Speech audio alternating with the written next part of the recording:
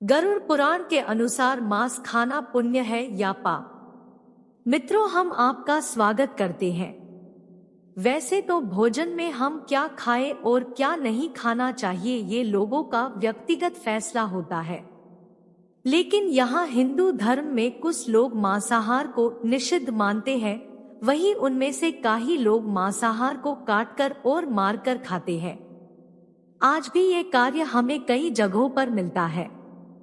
एक और मांसाहार का ग्रहण करने वाले लोग शाकाहारी खाने वाले लोग को घास पूछ वाले लोग बताते हैं, और दूसरी ओर देखें तो शाकाहारी खाने वाले लोग वह मांसाहारी खाने वाले लोगों को जानवरों पर अत्याचार करने वाले लोग मानते हैं।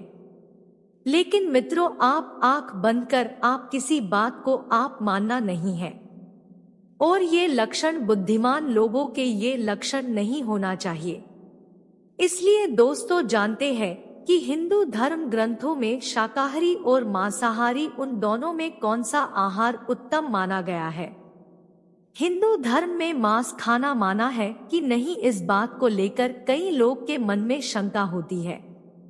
इसका कारण कुछ लोगों के मन में वेदों के विषय कुछ प्रकार की शंका पैदा होती है, जिनके वजह से वह समझते हैं कि वेदों में मांसाहार का विधान लिखा गया हुआ है। लेकिन मित्रों, ये आपका भ्रम है। मांस खाना पुण्य है या पाप, जानिए। वेद और पुराण हिंदू धर्म के मुख्य ग्रंथ है, जिसमें वेदों का सार उपनिषद है और उपनिषदों का सार श्रीमद् भागवत गीता है। वेदों में पशु हत्या पाप माना गया है और मांस खाने के संबंध में स्पष्ट किया गया है कि मांस नहीं खाना है। इतना ही बल्कि कुछ प्राणियों के मांस खाने का उपचार भी उसमें लिखा गया है। यजुर्वेद में कहा गया है कि मनुष्यों को परमात्मा को सभी गई रचनाओं से मनुष्य को अपने आत्मा समान मानना चाहिए। जैसे पानों को चाहते हैं वैसे ही दूसरों का हित करना चाहिए, और जिस तरह आप अपना बहुत अच्छी तरह से आप अपना ख्याल रख पाते हो, वैसा ही हमें दूसरे प्राणी और जीव जंतु का ख्याल रखना चाहिए। वैसी ही अर्थवेद में कहा गया है कि ये मनुष्य तुम चावल, गेहूं, दाल आदि आहार के रूप में तुम ग्रहण करते हो, वही तुम्हारे लिए वही उत्तम माना गया है। तुम कभी भी नर या प्राणी का हिंसा मत करो। वही बात ऋग्वेद में बताया गया है कि गाय जगत की माता है और उनकी रक्षा करने की ही समाज की उन्नति है। मनुष्यों को इसमान सभी प्राणियों की रक्षा अपने जीवन से ज्यादा करनी चाहिए। इस भागवत गीता में मांस खाने आया नहीं खाने की वजह की बात आए 3 चरणों में उस बात को विभाजित किया गया है, जिसमें सत्व, रजव और तमस को इन तीनों में मांस का उल्लेख किया गया है। गीता के अनुसार अन्न से ही आपके मन के विचार बनते हैं। जो मनुष्य सात्विक का भोजन करता है उसकी सोच भी सात्विक रहती है। मांस और मदिरा की जैसी चीजें तामसिक भोजन कहा जाता है। इस तरह का भोजन करने वाले लोग अक्सर कुकर्म, रोगी, एक दर्दी की तरह रहना, दुखी और सदैव के लिए आलसी बन जाते हैं। गीता के अनुसार सात्विक भोजन करने वाले लोग की उम्र बढ़ती है और उसका आयु को लंबा कर देता है, और उनका मन को स्वस्थ और तंदुरुस्त रखने के लिए बहुत ही अच्छा होता है, जिस कारण वह बल बुद्धि और आयु को बढ़ाने में हमें इस हिंदू की तरह हमें शाकाहारी का भोजन खाना चाहिए। ठीक वैसे ही गरुड़ पुराण में बताया है कि जिसमें हमें श्री कृष्ण की एक कथा का वर्णन मिलता है। गरुड़ पुराण के अनुसार इस कथानुसार मांस खाना पुण्य है, ये बात को लेकर भगवान श्री कृष्ण की कथा। बचपन में एक दिन श्री कृष्ण तब यमुना किनारे पर एक पाई पेड़ के नीचे एक दिन बांसुरी बाजा रहे थे। ठीक उसी समय पर उसके पास एक हिरन दौड़ता हुआ हिरण आया था और उयांग के पीछे जाकर वह चुप गया था।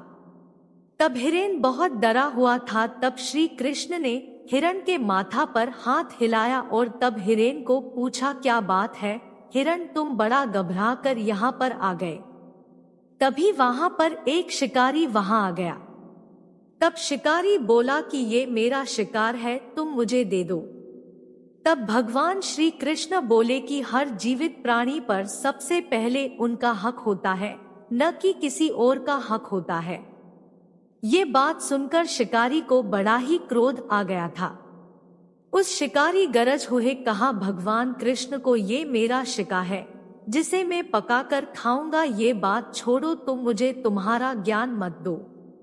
इस प्रकार ये बात भगवान श्री कृष्ण दोबारा बोले कि किसी भी प्राणी को मारना या जीव को मारना ये बड़ा ही पाप है।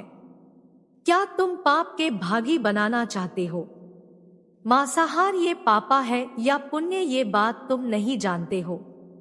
तब वह शिकारी बोला कि मैं आपकी तरह बहुत ज्ञानी नहीं हूँ कि मैं क्या जानूं कि मांसाहार पापा है या पुण्य, ये बात नहीं जानता हूँ।